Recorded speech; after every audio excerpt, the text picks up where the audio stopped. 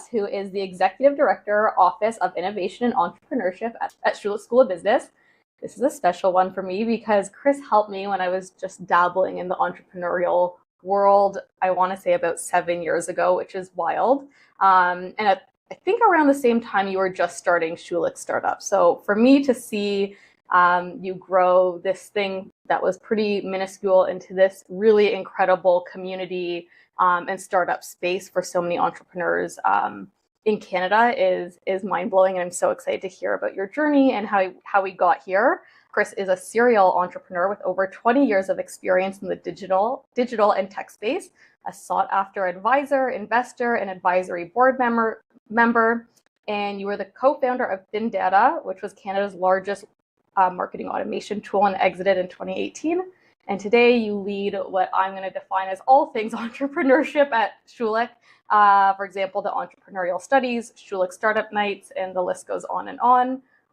As could this bio go on and on, but I will cut it short, and I will start off the conversation, Chris, with asking you a little bit about your journey and how you did end up here at Schulich running the Schulich Startup.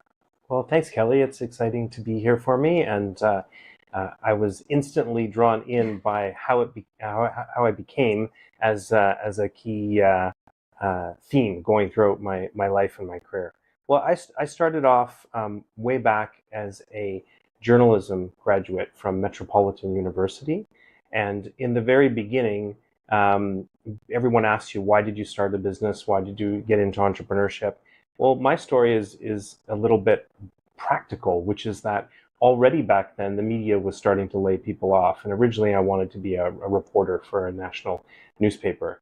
But the writing was quickly on the wall. And I thought to myself, well, maybe I could make my own newspaper, make my own publication. But as I went out to explore that, I quickly found that there was another problem, was that I couldn't afford paper. Probably the same reason why the newspapers themselves were in such trouble. But a friend of mine working at a small community publication, he'd always been walking around, this is back in 1995, talking about how, well, pretty soon we're not going to need paper anymore. We're going to put this whole thing on the internet, and everyone is going to read it around the world, and it won't just be read locally, and it will be amazing. And so as I was sitting here, we'd both gone our separate ways, and he was off working on different things. This is now back in 95, like I said, so no LinkedIn or Facebook, and very few people had even like cell phones or email accounts. So I sat with the phone book for 4 days to find him after we had parted ways because we weren't working in the same spot anymore.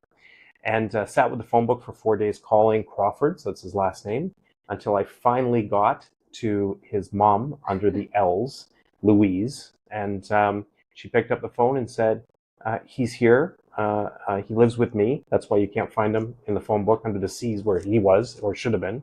And I talked to him, went over to his house on the streetcar that night over on Broadview.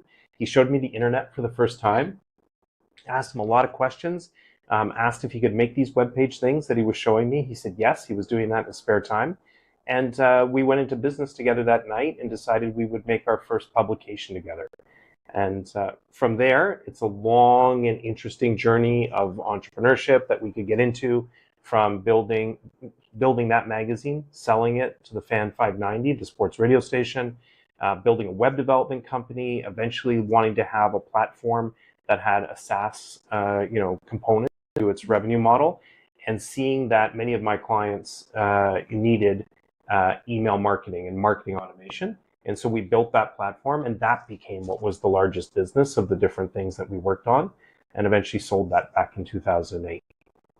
How I landed here with the Schulich School of Business is that one day I had the wonderful opportunity to come and guest lecture in Graham Dean's Mergers and Acquisitions class, and he wanted to hear the story with his students about the sale of ThinData.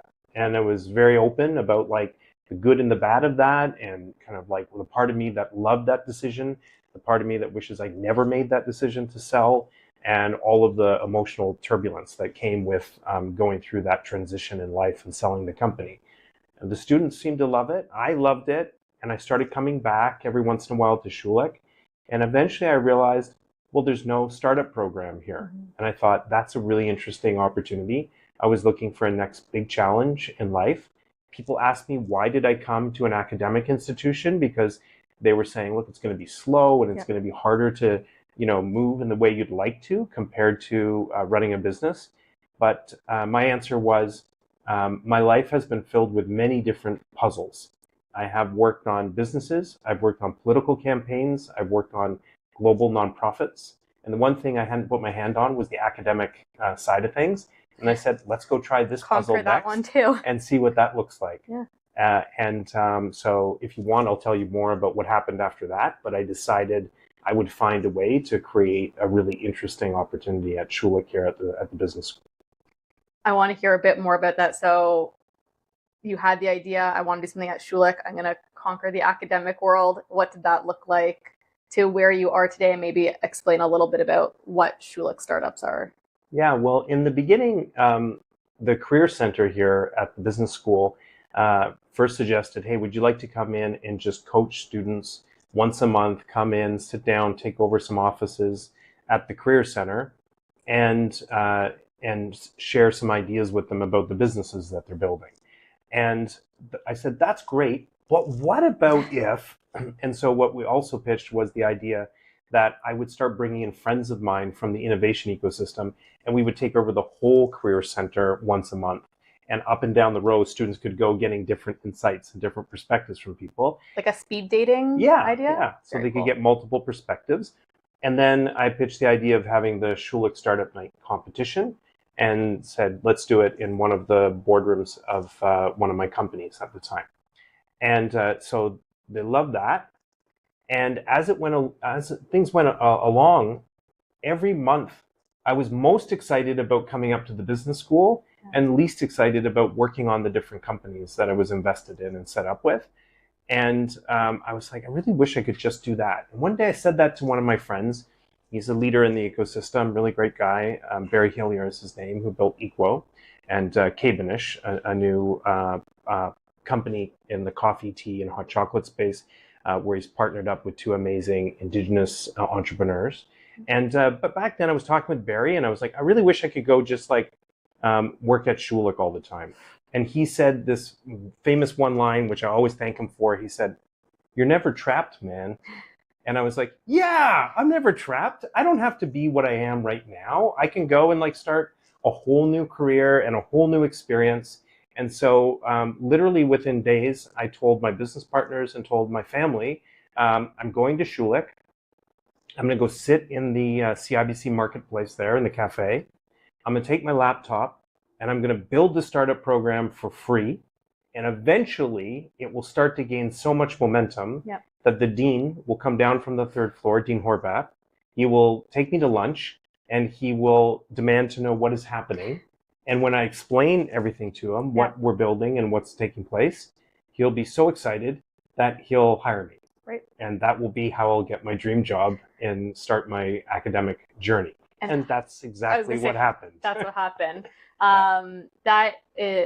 It's amazing, and I want the listeners to know a little bit about what Schulich Startups are now. So a few years down the line, and you've had some time to really build it and build an incredible community around it. So what does it look like? Elevator pitch of Schulich Startups. Yeah, well, the highlights now are that we have, many years after sitting there with my laptop, we have 220 companies that are all Schulich students, alumni, or faculty. So York University has Y-Space, our big accelerator for the whole institution, and I support with that, but I don't lead that. That's led by an amazing team there. They service the wider university.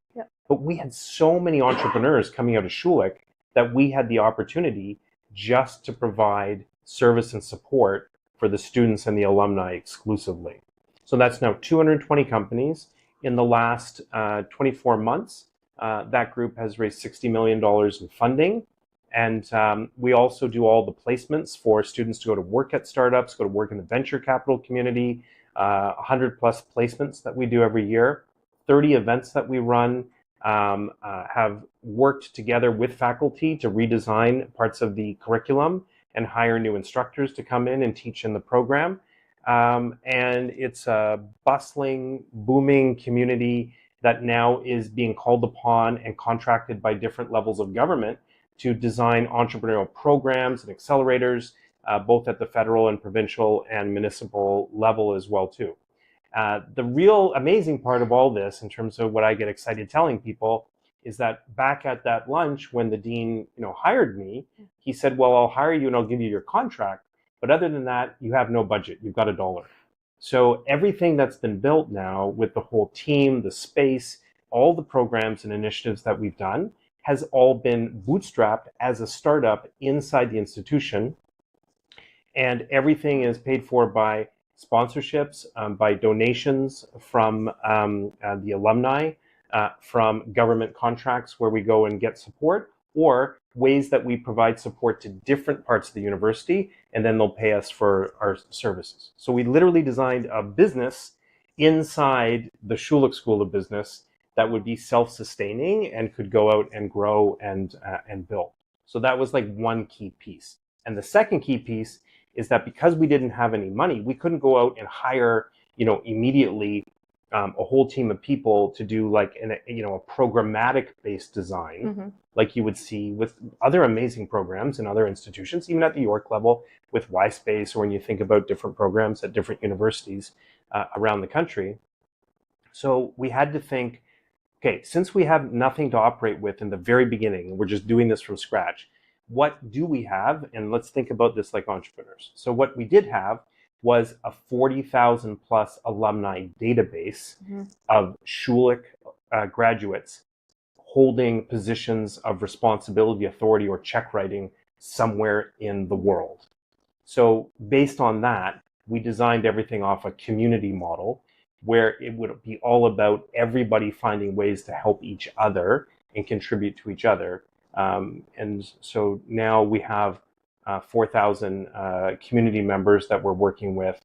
We have 250, 300 very active alumni who are working for us. So although our department is, one of the smallest in the school in terms of staff size, we literally have hundreds and hundreds and hundreds of team members that are all working actively for us, and then extended people who, when we reach out on behalf of the businesses and the students and the alumni businesses and say, hey, we're trying to learn more about this particular sector or make a breakthrough into a contract, or even just from the fundraising side of things, the Schulich alumni from a venture capital perspective, they came, we had a major mixer event downtown at Bearskin and Parr last fall, and we had Jack Fraser from the BDC, who leads the growth fund there, do an on-the-fly count of how much venture capital was amassed in the room just in that moment. Yep. And it was $3 billion that Schulich alumni, and there were big people who were missing from the room,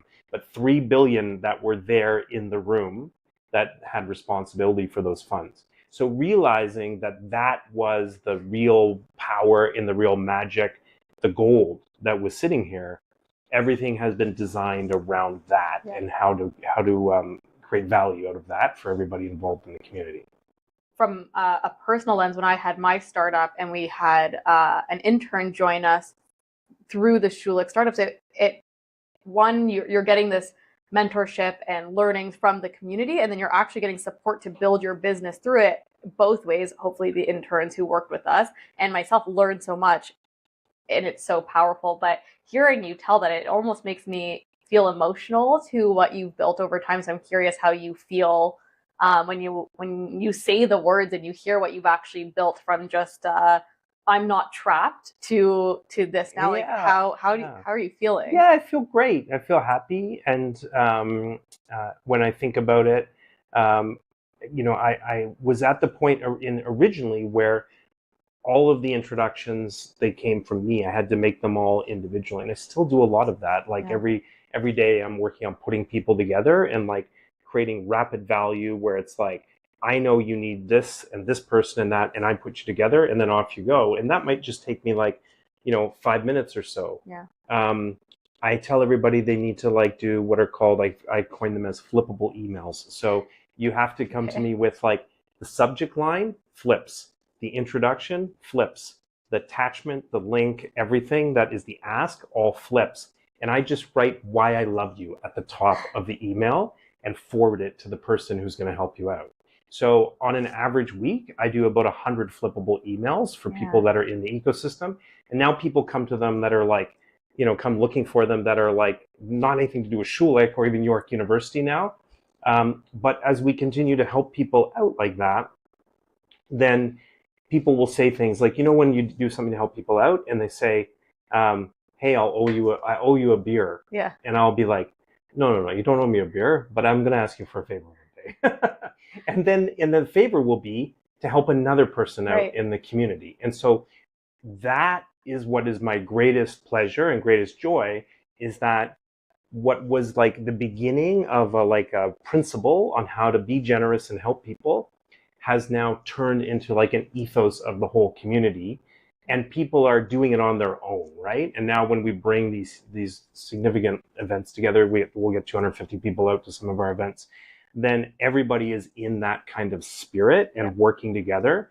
And when I see it happening on its own, that's amazing, because when the time comes, when not anytime soon, because I'm having a ton of fun and loving building this. Don't say these words. I don't want you to go there. Well, when I'm 80, let's say, way down the road, and the time comes, I want it to be really self-sustaining, and there to be like deep principles and a culture and an energy inside the thing we've created, that it continues to grow and move on. One of the areas that I really, now I have minimal but learning knowledge, but I had no knowledge, was the VC space. And I came to one of the events downtown for the Schulich Startups and met two guys there that were both in the VC space, and just started peppering them with questions. I was curious. I had no clue what I was talking about. And now we have a little WhatsApp group, and we're always chatting and asking questions, and they're learning from me on the brand marketing side. I'm learning from them on the VC side, just what's interesting. So it is really cool to see how this event, with hundreds of people there, you just kind of find two people that you connect with, and you take it offline, and you're still part of, hey, are you going to the event tonight? And it just continues to build a community. So I think it's amazing to see how you've built a really successful business within Schulich, but also a community that will make it self-sustaining, because everyone has the same values and lives and breathes what you're creating, which is special. Yeah, and we're working to design those things in new and interesting ways into different parts of what we do. So, for example, now we piloted this at a recent event, and it was so successful that now we've got a whole group of student ambassadors that are going to be part of this. Okay. So you come to an event and you may be like a networking machine, and you're just going to go and introduce yourself to all these random people. But also, there's a lot of people who get there and they're overwhelmed. Yep. There's 250 people. Who should they be meeting? Who should they be talking to? Yeah. So at one of our last events, we assigned one of our team members, Shrey, to be like the key networker. And so he worked the whole night. His job was to identify people in the crowd who needed to meet each other that would unlock tremendous value for both of them. And so he's working the whole room and going and making pairs in live action, as opposed to these email introductions. He's making these live pairs. So now he's designing a whole new team of students who will do this and go into our events and be working on making sure that by the time everybody leaves the room, the right people have all met each other. That's so powerful. And for Shreya, as a skill set themselves, to actually be able to network like that is huge. But I think it goes to show how I'm such a huge proponent of networking and building those relationships. I think you see that throughout all of these examples, how important that is. Not to bring you down, but I want to go back to the ThinData story. And you mentioned that there were some things you loved about exiting and some things that you maybe reflect on more. And I'm curious to hear a little bit about that experience and what it was like going through an acquisition. What did you love about it? What did you struggle with? What do you think about now and wish you did maybe differently? Yeah, and this is something that I think we should talk about more within the ecosystem.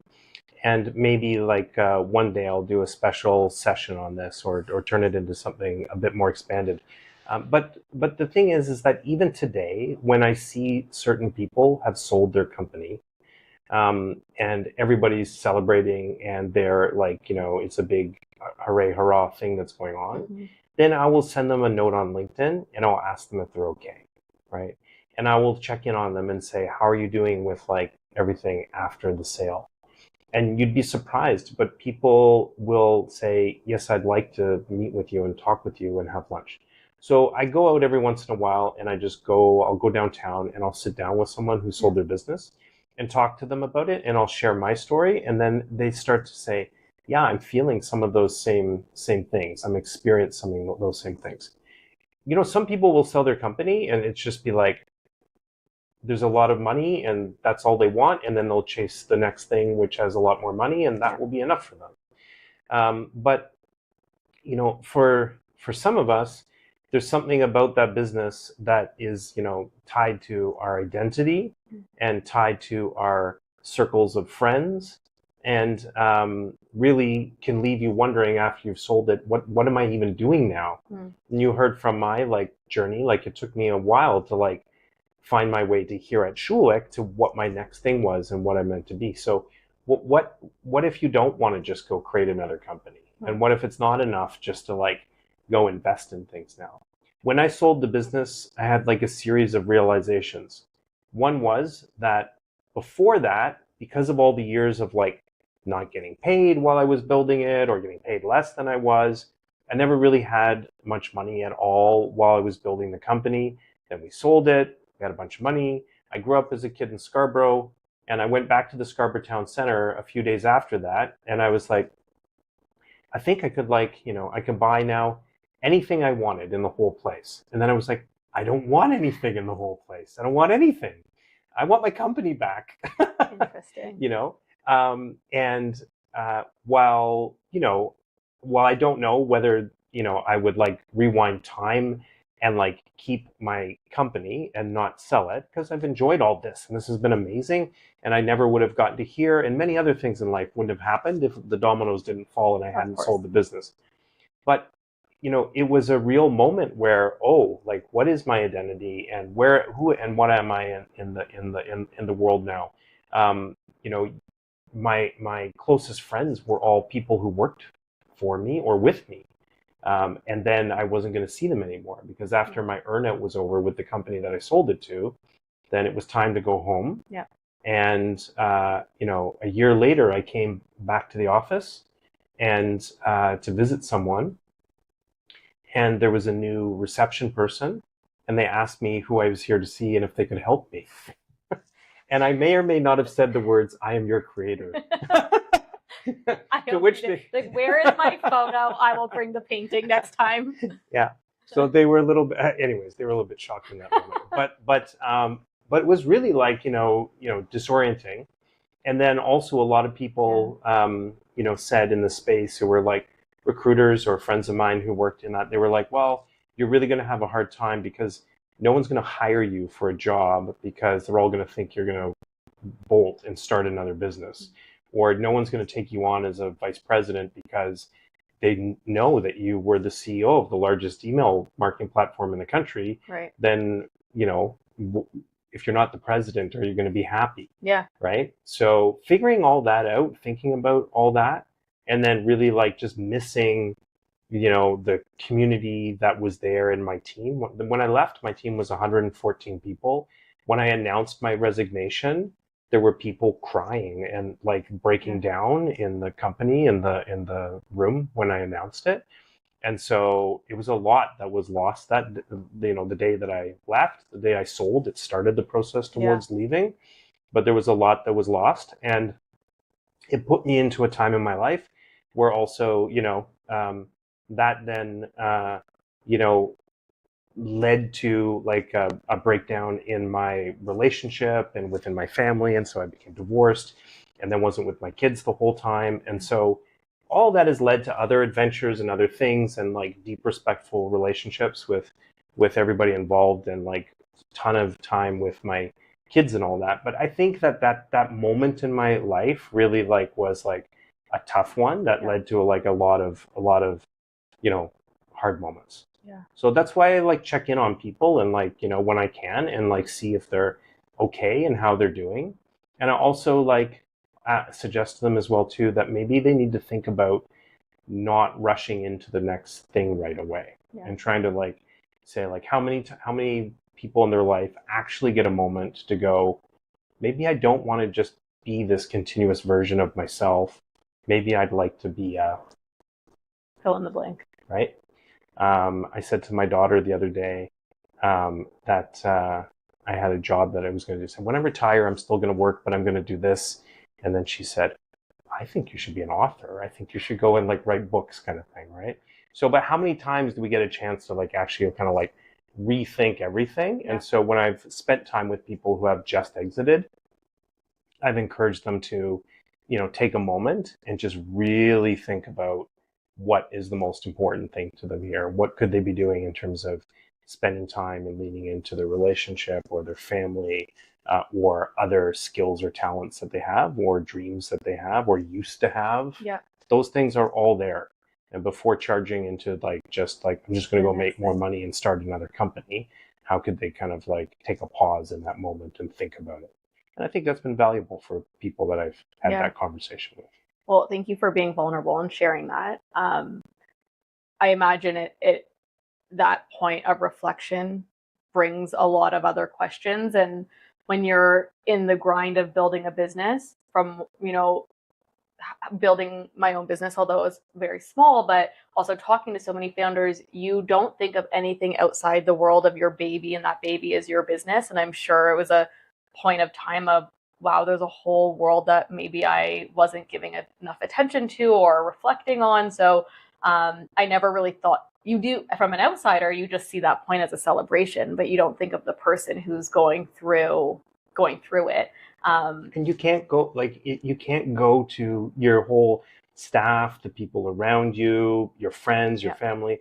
They've just seen this thing happen, which is miraculous, and you are grateful for. And but you feel like you cannot say to anyone, "I'm the saddest I've ever been," because they're like, "What do you have to be sad about? You just sold your You're company. Rich now, right? Yeah, you've got all these resources and all this. Yeah. What are you talking about that for?" So a lot of it tends to be held inside. That if there are feelings, you're like, is this normal that I might be feeling this way? And some of those conversations I've gone out and had with people, then they're like, I don't feel like I can talk to anyone about how I'm feeling right now. Very lonely, because you achieve this thing that every entrepreneur is working towards, and yet you can't, there's not a huge community for you to relate with, because it is miraculous to go through that.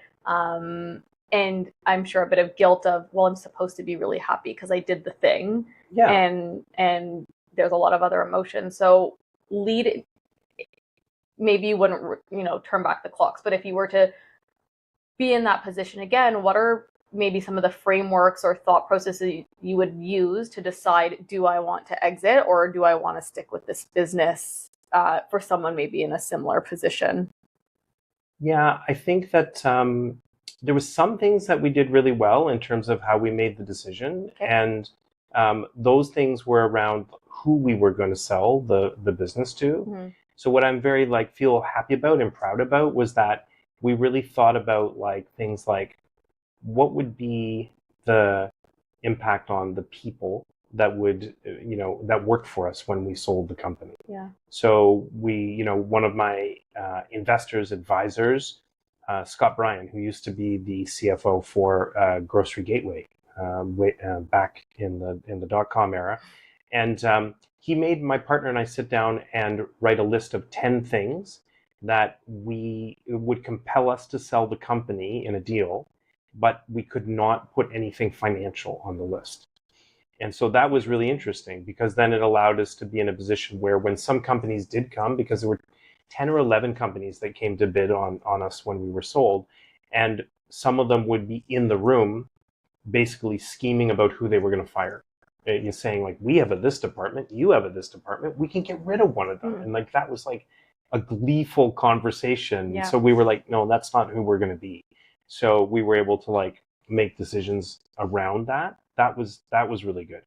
And in the end of the day, it turned out that the highest bidder was also the company that checked all the boxes along the way. So we were able to feel good about the decision. I do know that of the companies that came to us, there were this was the company that fit best and was kind of in a good position to fulfill what were our values. Mm-hmm. What I don't think, I wish that we had frameworks for or were better prepared for, were about how to enter the personal transition that we just talked about. Mm-hmm. And then also how to transition from being, I mean, some people get to exit and leave immediately. Other people, we have to stay for a while in the acquirer's world. So I didn't really have any particular coaching on how to go from being an entrepreneur to being an executive inside a multi-billion-dollar company, and with all the levels of like approvals and Right. non-process, non-entrepreneurial logic leaps that were like the way we had built everything that we had built. So that would have been helpful as well too, to have something there. And then I think a little bit of like a bit of a scorecard or some kind of framework that would say, like, if we do sell, these are the things that selling, this is what we have to be fully eyes wide open and aware that is going to like mean for the next steps in life, both inside that larger corporation and in our personal world as well. It's a lot to think through, and I'm sure each scenario is going to be different, but it's, I think, useful for people to at least know to start asking some of those questions or find mentors within their space to help guide them if they're going through an acquisition, or even thinking about what is the long-term plan for the company, because I think a lot of people jump to exit, but maybe that's not the right decision for everyone, and just thinking through that for yourself. But there was a moment last year where we were very fortunate last spring, where Uri Levine, the CEO co-founder of Waze, the traffic application, he came to Schulich, and we had a huge night. There were 250 people here. And afterwards, we had a small room with a couple of our founders and alumni venture capital leaders, and for Uri to answer some of their private questions. Right. And one of the founders asked the question, how will I know that the acquirer will follow through on what the vision is for my business and what the intention was when I started it? Mm-hmm. And this business is a very social impact focused business. Yeah. So you would hope that if someone was going to acquire it, that they would acquire it because of that. Yeah. And then Uri had the most poignant and deep moment. It was very straightforward. He looked at the founder and he said, do you want the answer or do you want the real answer? Right? And the founder asked for the real answer. And he said, the real answer is, you don't know. And you can't know, and you won't know, and you'll only know after it's all done. Yeah. And you have to be okay with that. Yeah. You have to, but even just having a really truthful, direct answer like that, as opposed to everything's going to be okay, it'll all work out, don't worry about it, allows you to like be emotionally prepared. Hey, you might be the kind of person that's like, you sell the company and you're like, I don't care, I got my money, whatever happens to it, it's theirs now. You'll hear people say this all the time, like, it's theirs. But there's another category of founder, which is like, oh, my creation is being like mucked with now and messed with, and maybe grown to a beautiful new thing, but maybe not. Maybe the acquirer is going to like really like distort values or change the original purpose of what it was. You have to at least be like, if you have a running head start emotionally, to know that that's coming and to make the decision knowing that that is a distinct possibility, as opposed to realizing that as you're experiencing it in the middle of it. I think those are two very different paths. Do you think it makes a difference on if you are in a position where you stay on for, say, a year as you transition versus at sold, you are exited out of the business? I think so. Yeah. I think I've met many entrepreneurs who sold and were gone within like 30, 45 days. Yeah. And I think they can look back at it and say, well, I wish they hadn't done what they done, but they don't seem as like, emotionally wound up in it. Whereas the ones that I've met, and there are many of them, not all of us get instantaneously exited, and they stay. And even some of them that from the outside we would all think about or know about, and actually behind the scenes, there's a lot of torment going on for the individuals as they've gone through it. And they may be on a board, or they may be on an advisory board, they may be on like a contract, but they're still somehow tied into it, and they're watching from the inside. And I think, part of it is the actual, like, the thing that you created, or whether that's the product or the service or the platform, and seeing what's being done to it and what's being changed. But really the harder part is watching how acquirers can treat the people, whether that's the clients or whether the users or the staff and the people that, signed up to come work with you and had one way of living under you. When we sold the business, like, one of the biggest shocks was, like, things related to the HR department. I think HR, finance, and real estate were the three biggest ones that were hard to deal with inside a large multi-billion-dollar, public company. And so you see how you could make decisions as an entrepreneur and build a community, build a family, build a way of dealing with things, and then there would be, like, a harshness and an absolute, set of rules related to how dealing with people in certain circumstances. And you go from being, like, the founder and my, co-founder and I, his name's Chancellor, we could just say, what's the right thing to do? What do we want to do in this circumstance? One of our staff one time got involved in, like, a major motorcycle accident. Well, how we handled that, right, in terms of, like, taking care of them and making sure they got back into the business and providing some, extended financial runway and support, compared to how a major company might deal with that. Not every company, but like a major company might deal with that. They might deal with it differently. Yeah, and the major company is just coming, maybe it's not even like a mean-spirited, way. It's just that they're realizing that they have 10,000 plus employees, and if they do this for one, then it's going to become an expected thing. Right. Whereas if you had your company and you're 40 people or 50, eventually we were like 114, you can make a different decision and you can just, like, do some things that are more grounded in humanity, right? We would always say, like, that the reason why our staff stayed working for us for so long, even when we sold the business, one of the things that people would say is that when a company gets sold, it's highly likely there's an exodus afterwards, right? Where talented people start leaving. Well, when we sold, like, ThinData, 2 years after the sale, 90% of the entire staff were still there, right? They were still remaining with the business. We had a very, like, deep relationship with them. Recruiters would come up to me in town and say, like, Chris, I don't understand. Like, I offer people $30,000, $40,000 pay raises, and they won't leave your company. Wow. Right? And that's how strong, like, the culture. That was a culture. Was there the culture was, like, when we sit in both our hands, we sit in one hand with money and one hand with people. Which one do we choose? Over and over again. And we would always choose people in every moment of every decision. And the money took care of itself, and the business just kept growing and growing and growing because of that culture that we built. But a lot of organizations are designed to choose the money first and the people second. And so that's kind of what you can run into if you're, like, a founder who has designed a more family-based approach. And then if you're there watching it in real time get dismantled, then that can be tough. Well, I'm sure, although it was hard for you going through that, knowing that there was really high retention even after, so the people who remained there continued to be happy and enjoy the company. So hopefully a bit of light on that scenario.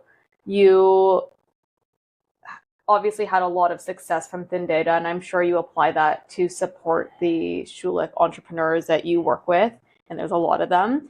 I'm curious, when you reflect both on your time, but also seeing so many different entrepreneurs across so many industries, if there's themes of success, whether it's in how they run the business or in a type of founder, what kind of comes to the surface of those themes that result in a successful business? Yeah, whether companies that I've invested in or companies that I'm coaching here at Schulich, I really think that one of the fundamental things is the ability to listen. And I've seen many times, like early in my angel investing, the angel investment deals that I most wish I had a take back on were ones where I was like thinking like, I really love the idea and I love like this person's smarts, but my gut was saying they don't listen very well. Interesting. And the ones that went, became the biggest successes that I invested in are people who listen really well and reflect on what they're hearing. Doesn't mean they run off and just do the last thing that everybody said, but that they really listen and they take it and they reflect on it and they find ways to design that and on the right parts of it into what they build. And yes, so the companies that I've worked with that have that kind of like in the heart of the founding group, because it's actually not about whether they're like listening to me in the coaching or not. And it's not that I have like every answer or they should do what I'm suggesting to them. It's more about what I've learned is that it's reflective of how they listen to their staff, to their customers, to their other investors, to their accountant, to their lawyer, to everybody. Yeah. So an inability to actually take in other perspectives well and wisely and design them into the business is actually something that like multiplies over and over and over again throughout the company. I learned over time as well too that as I went on with that company that acquired us, I also did some support work on the next wave of companies that they acquired, right? Wow. And so, I think this isn't a revolutionary statement, but I think that, ultimately, so many times a company is capped by the founder's ability or inability to listen and grow and change, right? So if you meet someone early on and they have this like resistance in those conversations, I will work with everybody, and my mission at the school is to like help everybody to move as far as they can, as far forward as they can in their journey. But I do know when I meet people who are good at this or not good at this in the beginning, the ones who really get it, they're already, I can see how far they're going to go.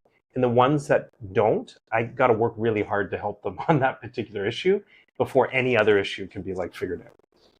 In the last handful of episodes that I've done, a theme that has come up from every founder is if I look back on myself over the last 6 months and I recognize who I am, I'm doing something wrong. I have to be the co-founder of #Paid, Brian Gold, he said, I have to fire myself every 6 months and rehire the new Brian to take on new roles, to move myself forward, to move the business forward. And I thought, and how you're saying it kind of encapsulates that. It's really interesting that you have to grow, and part of that is master classes and reading, but it's also listening to the people around you and hearing, how am I not the best leader that I can be? How can I change what some of that feedback that I'm getting and actually listen to and adjust? And it's interesting that that's kind of the theme that you're pointing out as well as of what you're seeing as success. Yeah, I mean, it's everywhere that you go, whether you're a founder or now in my role here. Yeah. There's many times throughout the last like 5-6 years of this journey where I've had to learn to adapt and change to how I interact with, communicate with, and provide better partnership to academics that are in the space, because they're coming from a whole different set of worlds and opportunities and histories. And so, as people have like offered to teach me different things or explain how different decisions get made, then one path could have been like, well, none of this makes any sense, right? Or another path could have been to like really like listen and understand it, and then find ways to bridge the two worlds, bridge the entrepreneurial, anarchy that is this thing that we're creating with the academic side of the institution as well too.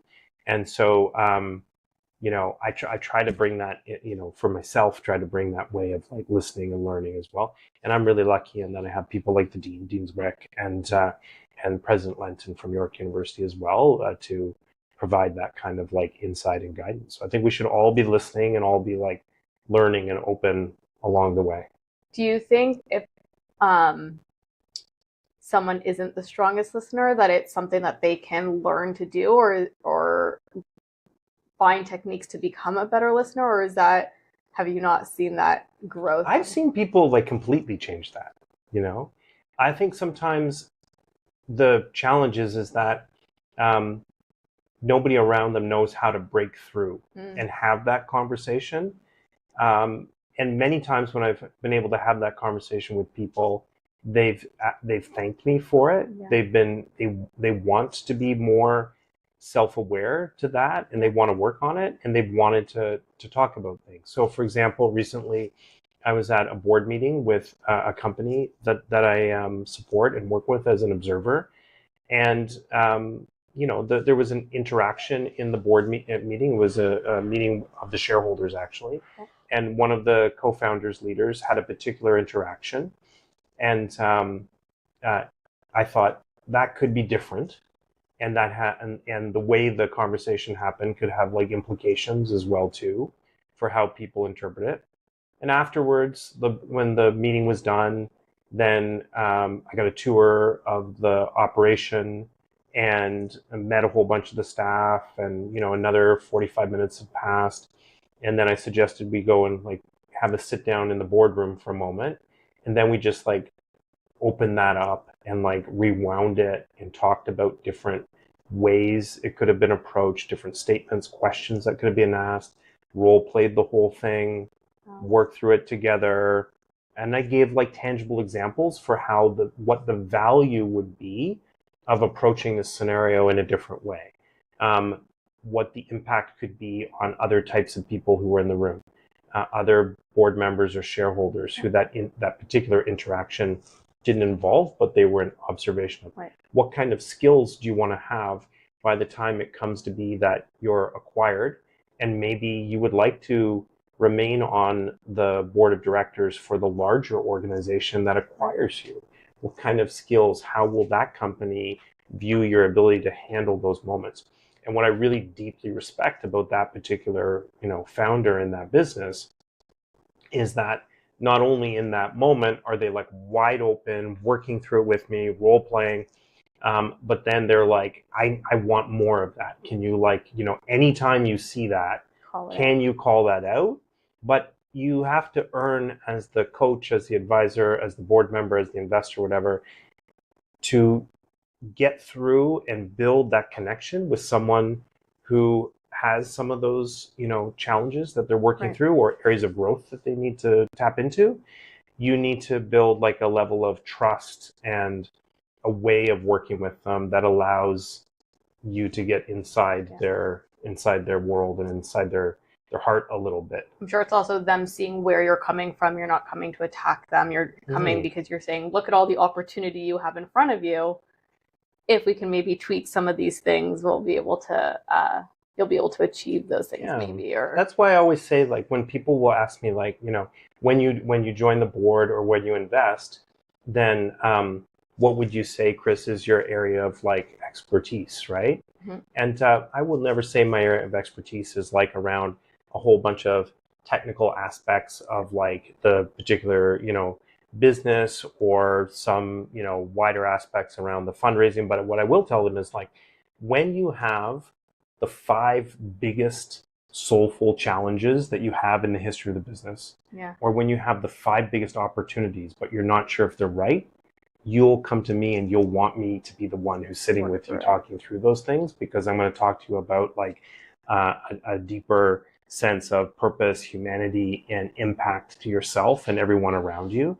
And if there's something that you need to achieve in that, I'll help you figure it out how to get there. If you need to go and have like the hardest conversation with the board that you're ever going to have, I will help you to architect that conversation and figure out how it's going to come out in a really good outcome. So that's what I like to do. Like, we work on all the businesses. We definitely support them with like their strategies and their growth opportunities and raising money, and that's all good. But this is the relationship I want with the founders within our community, is that when they're like, completely up against the wall, or they have this huge opportunity they got to decide on, they're gonna ask for me to be in the room or to have a private conversation to share their thoughts, and they can trust me. Incredible.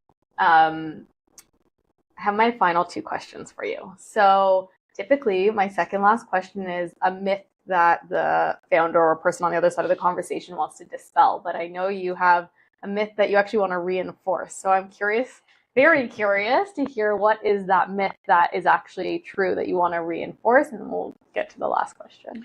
Yeah, I think this is a starts off as a myth for a lot of people because they fight against it. Okay. Right? And they want to believe that it's a myth. But then they eventually come around and figure out that it's not a myth and it's true.